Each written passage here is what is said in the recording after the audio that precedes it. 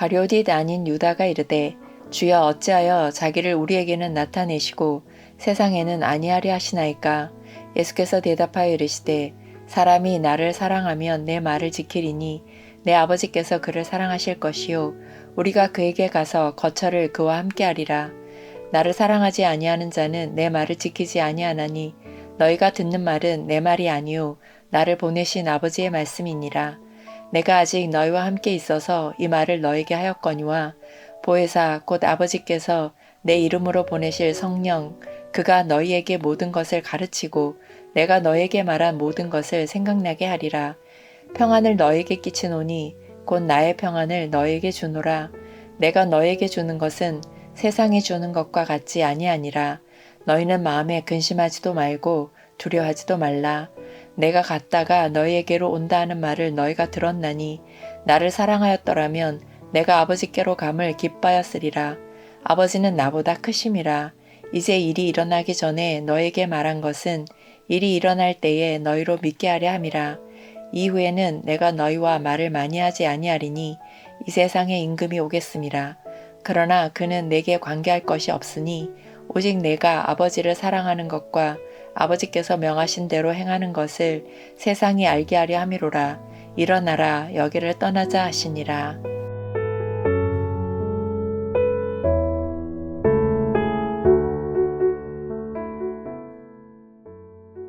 십자가를 코앞에 둔 밤이었습니다.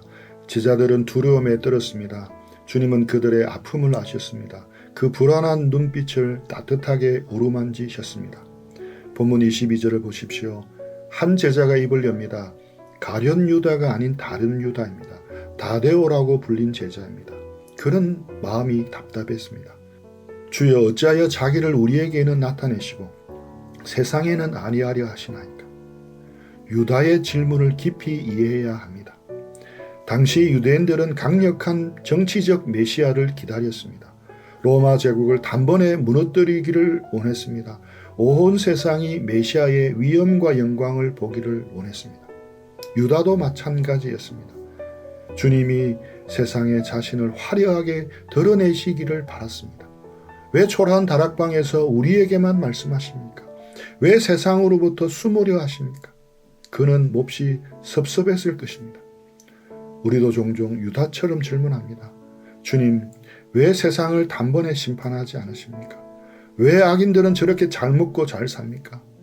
왜 제 삶의 고통을 당장 없애주지 않으십니까? 우리는 늘 눈에 보이는 기적을 원합니다. 세상이 꼼짝 못할 화려한 증거를 원합니다.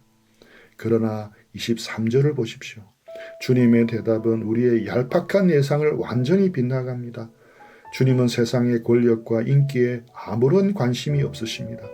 주님의 유일한 관심은 오직 사랑입니다. 사람이 나를 사랑하면 내 말을 지키리니. 주님은 스펙타클한 기적 대신 우리의 순종을 요구하십니다.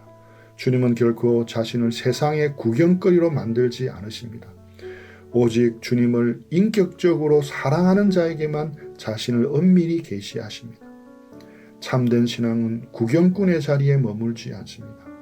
주님을 사랑하기 때문에 주님의 모든 말씀을 생명처럼 여깁니다.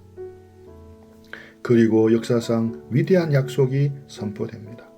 내 아버지께서 그를 사랑하실 것이요 우리가 그에게 가서 거처를 그와 함께 하리라. 참으로 놀라운 선언입니다. 여기서 거처라는 단어에 주목하십시오. 앞서 14장 2절에서 주님이 우리를 위하여 예배하러 가신다는 것이 바로 그 거처입니다. 주님은 하늘에 우리의 영원한 거처를 마련하러 가십니다. 십자가의 피로 그 길을 여십니다. 그런데 그보다 먼저 일어나는 가슴 벅찬 일이 있습니다. 성부와 성자 하나님이 우리에게 직접 찾아오십니다. 우리의 마음속에 거처를 정하십니다. 이것이 복음의 진수입니다. 우주를 창조하신 지존하신 분이 비천하고 냄새나는 내 영혼을 성전 삼으십니다. 세상은 이 거룩한 신비를 모릅니다. 돈이 많아야 평안한 줄 압니다. 권력을 지어야 안전할 줄 압니다. 다 사단 마귀에게 속는 것입니다. 참된 평안은 삼위일체 하나님이 내 안에 거하실 때만 누릴 수 있습니다. 여러분의 마음은 좁고 누추합니까? 상처투성입니까? 그러나 주님은 그것을 외면하지 않으십니다. 내가 네 안에 살겠다. 주님이 오늘 약속하십니다. 하지만 14절은 엄중한 경고를 담고 있습니다. 나를 사랑하지 아니한 자는 내 말을 지키지 아니하나니. 행함이 따르지 않는 감정은 가짜입니다. 수련회에서 예배당에서 눈물을 흘린다고 다 사랑이 아닙니다. 내 삶의 핸들, 내 삶의 주재권을 주님께 온전히 내어드리는 것만이 참된 사랑입니다. 순종 없는 사랑은 무서운 기만입니다. 주님은 제자들의 연약함을 누구보다도 잘 아셨습니다. 당장 몇 시간 뒤면 뿔뿔이 도망칠 자들입니다. 자기의 힘으로는 절대 하나님의 말씀을 지킬 수 없음을 아셨습니다. 그래서 26절에 약속을 주십니다.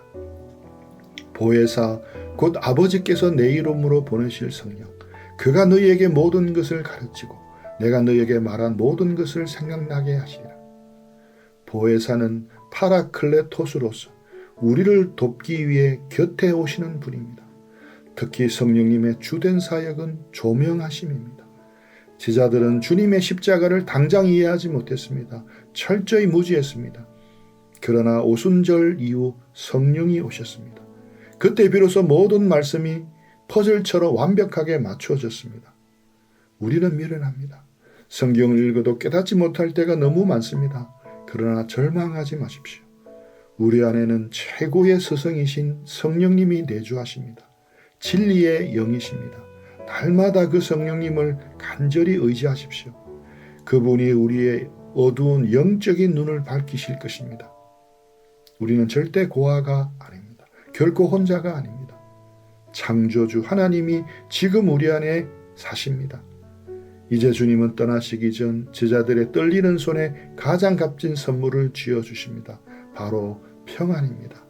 27절 평안을 너희에게 끼치노니 곧 나의 평안을 너희에게 주노라. 유대인들은 만날 때나 헤어질 때 샬롬하고 인사를 합니다. 평안을 빈다는 뜻입니다. 그러나 주님의 이 인사는 단순한 작별 인사가 아닙니다. 위대한 유산의 상속입니다. 주님은 분명히 선을 그으십니다. 내가 너희에게 주는 것은 세상이 주는 것 같이 아니하니라. 세상의 평안은 어떤 것입니까? 조건적입니다. 재정이 넉넉해야 평안합니다. 몸이 건강해야 안심합니다. 자식들이 성공해야 웃습니다. 그러나 환경이 흔들리면 그 평안도 순식간에 날아갑니다. 안개와 같습니다. 레온 모리스는 주님이 주시는 이 평안을 죽음을 통과한 평안이라고 정의합니다. 이 평안은 고통이 없는 상태를 말하는 것이 아닙니다. 극심한 환난 한가운데서도 영혼의 닻이 하나님께 단단히 고정되어 있는 상태입니다. 십자가의 참혹한 죽음을 앞두고도 주님은 흔들리지 않으셨습니다. 바로 그 절대적인 평안을 오늘 불안해하는 제자들에게 떼어주시는 것입니다. 여러분은 무엇 때문에 두려워하십니까? 내일 일입니까? 육신의 건강입니까? 주님은 말씀합니다. 너희는 마음에 근심하지도 말고 두려워하지도 말라. 28절 이제 주님은 제자들에게 더 깊은 교훈을 주십니다. 내가 갔다가 너희에게로 온다는 말을 너희가 들었나니 나를 사랑하였다면 내가 아버지께로 감을 기뻐하였으리라. 제자들은 슬픔에 잠겨 있었습니다. 주님이 떠난다는 사실에만 집착했기 때문입니다. 철저히 자기중심적인 슬픔이었습니다. 만약 그들이 주님을 참으로 사랑했다면 오히려 기뻐해야 마땅했습니다. 주님은 덧붙입니다. 아버지는 나보다 크심이라. 초대교회부터 많은 이단들이 이 구절을 악용했습니다. 예수님이 하나님보다 열등한 존재라고 우겼습니다. 하지만 결코 아닙니다. 여기서 크다는 말은 본질이나 영광의 차이가 아닙니다. 구속 사역을 위하여 행하신 역할의 차이입니다. 주님은 스스로 낮아지셨습니다. 냄새나는 마구간에 오셨습니다.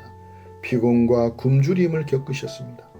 이제 십자가를 통해 그 낮아지심의 상태를 끝내실 때가 온 것입니다. 원래 누리시던 삼위일체의 영광스러운 교제 속으로 복귀하시는 겁니다. 그러니 참된 제자라면 고난을 끝내고 영광으로 돌아가는 스승을 향해 기쁨의 박수를 보내야 한다는 뜻입니다. 시간이 얼마 남지 않았습니다. 30절 이후에는 내가 너희와 말을 많이 하지 아니하리니 이 세상에 임금이 오겠습니다.